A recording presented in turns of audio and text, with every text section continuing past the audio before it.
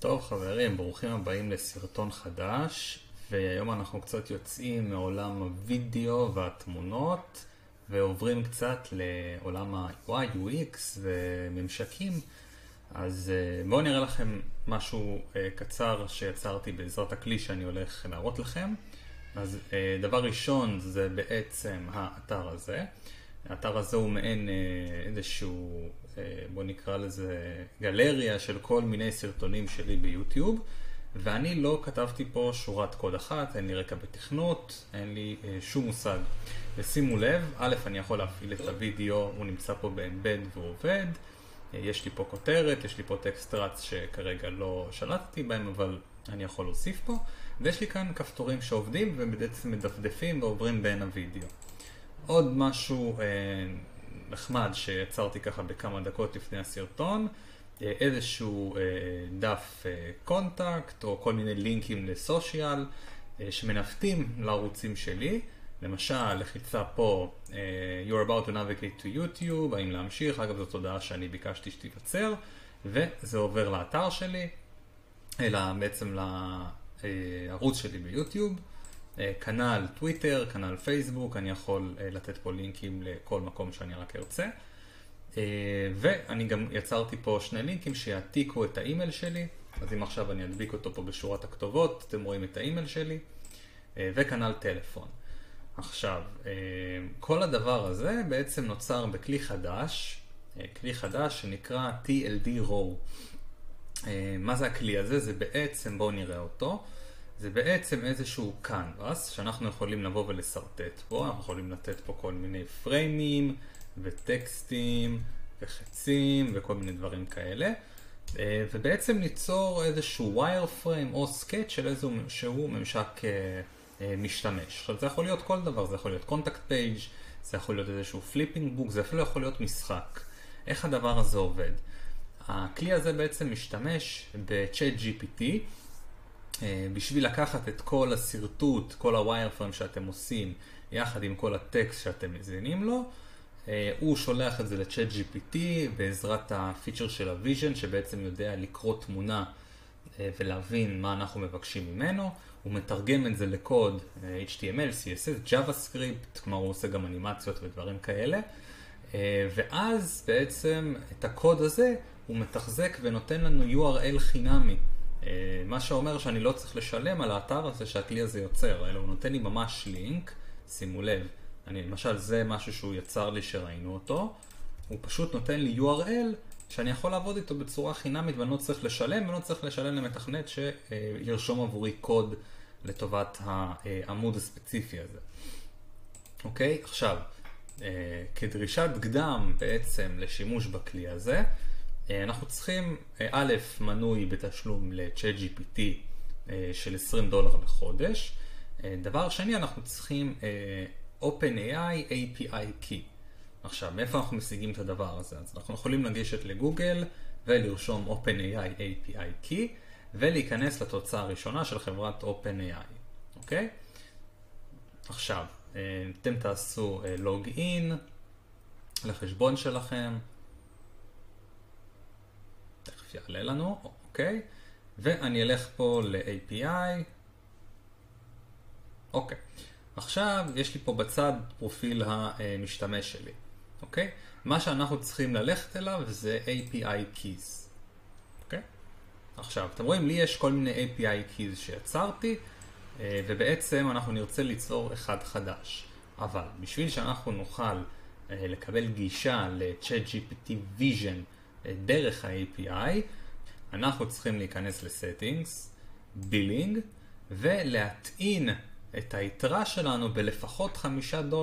כלומר, אנחנו צריכים לפחות $5 בשביל שבעזרת ה-API נוכל לגשת ל-ChatGPT Vision. עכשיו, העלויות בעצם הן לפי קריאה. למשל, עכשיו ביקשתי מהכלי לייצר לי איזשהו ממשק, אז יש איזושהי עלות. אני כרגע, בוא נגיד, 6 ניסיונות שעשיתי, עלה לי 35 סנט בערך כל הפרוצדורה הזאת. אנחנו יכולים ללחוץ כאן Add to Credit Balance, להזין $5 ולבחור מאיזה כרטיס לשלם. אוקיי, אחרי שיש לנו את הדבר הזה, אנחנו חוזרים ל-API Key, עושים Create a New Secret Key, למשל, אני ארשום פה טסט, create secret key, ואז מעתיקים אותו. שימו לב לשמור אותו, כי הוא לא, אתם לא תוכלו בעצם לחשוף אותו פעם נוספת, לכן מאוד מאוד כדאי לשמור את הסיקרט קי. אחרי זה אנחנו חוזרים לכלי שלנו, אוקיי? אנחנו בעצם מזינים את הקי כאן, ואז אנחנו מתחילים לייצר איזשהו wireframe. אז בואו ניצור לנו איזשהו frame. אוקיי? הנה יש לנו כאן איזשהו frame, ועכשיו אני לוקח את כלי הריבוע, אני שם פה, בואו נגיד מקום לתמונה, אני מסרטט לעצמי חץ, אוקיי? הופה, מסרטט לעצמי חץ, רושם פה image ו-link to image. בואו ניקח משהו מהדיסקורד שלי, טיגריס, משהו שיצרתי במידג'רני עם פייסבוק. הופה, איזה לינק ארוך. טוב, לא נורא. נשים אותו בכל זאת, נשים אותו כאן. ועכשיו אנחנו נשים פה איזושהי כותרת. בואו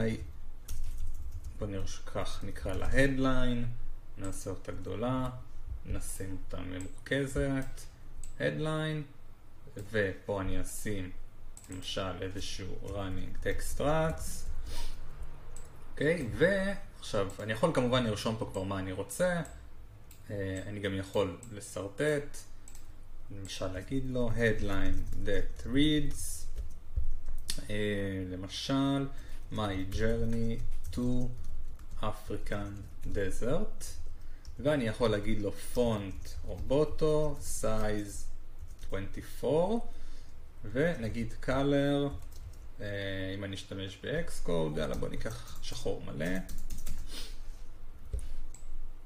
ונגיד בטקסט רץ, אני יכול לרשום לו text that reads Come join me for a trip to magical desert of Africa. אוקיי, סתם, לצורך הדוגמה. הפעם אנחנו ניתן לו size 18 וכו' וכו'. ונגיד שפה אני רוצה להוסיף כפתור. Watch now. ואני שוב מתחיל לסרטט.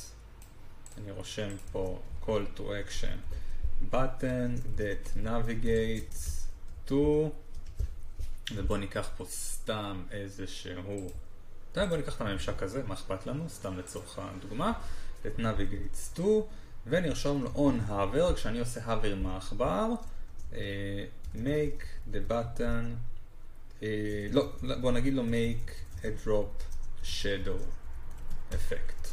אוקיי? מה אכפת לנו? יאללה, אז יש לנו תמונה, יש לנו headline ויש לנו כפתור. מה עוד חסר לנו? אוקיי, בואו, צריך לעשות דוגמה פשוטה. בואו אפילו ניתן אולי צבע לכפתור. בואו נגיד לו button color. בואו נגיד לו brown. מה אכפת לנו?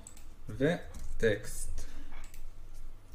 text color white size 20 ורובוטו. יאללה, מגניב. אוקיי, אז עכשיו כשיש לנו את כל הפריים הזה מוכן, אנחנו גם לפעמים ניתן לו הוראות כלליות, במטרה לשפר את הממשק ולשפר את ההבנה. אז אנחנו יכולים להגיד לו, This is a page with the following components, on top an image, below a headline, below למשל running tag. אגב, אני שם את זה רק כי מניסיון לפעמים קצת קשה לו למקם את הפריטים. 90% הוא מצליח, אבל לפעמים כדאי להגיד לו מה ההיררכיה של התוכן. לא, זה תמיד טוב, זה לא מזיק. Last is the call to action button. Margins between elements is, סתם לצורך הדוגמה, 50 פיקסלס, סתם בחירה ממש רנדומלית. ואת הטקסט הזה אני יכול לשים לו פה למעלה. אוקיי, ובוא נגיד לו ש the background color is a gradient moving from white to silver slick style. יאללה. עכשיו אני לוקח את כל הדבר הזה, אני מסמן, אני צריך את ה-secret key, לזכור שהוא צריך להיות קיים פה, ואני לוחץ make real. מה שיקרה, זה שעכשיו מצד ימין, אתם תראו שהוא מתחיל בעצם לג'נרט, אתם רואים פה את הממשק שלכם, בואו ניקח אותו אלינו, לכאן, ובערך תוך 20-30 שניות, שוב תלוי כמה רשמתם פה, אתם אמורים לקבל פה ממשק. אז בואו נראה מה הוא נותן לנו. מגניב, יש לנו ממשק, יש לנו כאן גם אפשרות לאימבד, ואפשר להעתיק את הקוד HTML בעצם אלינו לקליבורד, או יש לנו copy URL. ה-URL זה בעצם אותו לינק שראיתי מקודם עם הממשק שלנו. אז בואו נראה מה יש לנו. אז יש לנו רקע שהוא באמת עובר מלבן לאפור, יש לנו את התמונה, יש לנו את הטקסט My Journey to African Desert, יש לנו פה טקסט, ויש לנו כפתור, אבל הוא לא שם את הצבע של הכפתור, יכול להיות שהייתי צריך להיות יותר מדויק בצבע שלו, אבל כשאני עובר עליו הוא כן עושה דרופ שדו, ולאן הוא מביא אותי? כן, לחלק השני. אני יכול לשתף את הלינק הזה עם כל אחד, אני יכול לעשות תיקונים. למשל, בואו ננסה שוב את הכפתור. Call to action button, that navigates to, אוקיי, אז בואו נעשה ככה, CTA button, colored brown, שווה לתת לו hex code, אז בואו נלך אולי brown hex code, יאללה בואו ניקח סתם איזשהו hex code, מה שמופיע לי פה, ונכניס אותו לכאן, יאללה, that navigates to, on hover, make a drop shadow effect, אפשר לתת הגדרות לדרופ שדו, ויש לנו טקסט color white, יאללה מגניב. אז עכשיו אני שוב אסמן את הדבר הזה, ושוב אני אעשה make real, ובואו נראה עכשיו את התוצאה החדשה. אגב, מאוד מאוד חשוב, אתם הרי יכולים ללכת ל-ChatGPT, ולהגיד לו, אוקיי, בוא תיתן לי את ה-wireframe עצמו, בוא תיצור לי wireframe עבור ככה וככה וככה, או בוא תיתן לי הוראות עבור wireframe כזה וכזה. ואז בעצם להביא את ההוראות האלה לתוך הכלי הזה. אז בואו נראה מה הוא יצר לנו. בואו ניקח את הלינק. אוקיי, אז הנה הפעם יש לנו כפתור בצבע. בואו אני ארחיק את זה כדי שתוכלו לראות. לא הגדרתי לו צורה, אז הוא נתן צורה. והכפתור הזה כמובן עובד. אז חבר'ה, אני מקווה שככה התרשמתם מהכלי הזה, ואני חושב שיש לו המון פוטנציאל. אז כמו שאתם רואים, התחלתי באיזה קונטקט פייג' פשוט, שתבינו, שמעתי על הכלי הזה היום בבוקר. יש פה קונטקט פייג', יש פה איזשהו גלריה נקרא לזה ככה. עכשיו תחשבו שאתם עובדים על פרויקט ובא לכם להציג אותו. אפילו פרויקט ב-AI, וואלה, אתם יכולים לעשות את הפרויקט הזה, את ההצגה שלו פה, בלי לשלם למתכנת, בלי לשלם לאף אחד. פשוט מדהים. אז תרשמו לי מה עשיתם, תראו דוגמאות, ומקווה שניפגש בסרטון הבא. יאללה, שיהיה לכם אחלה יום.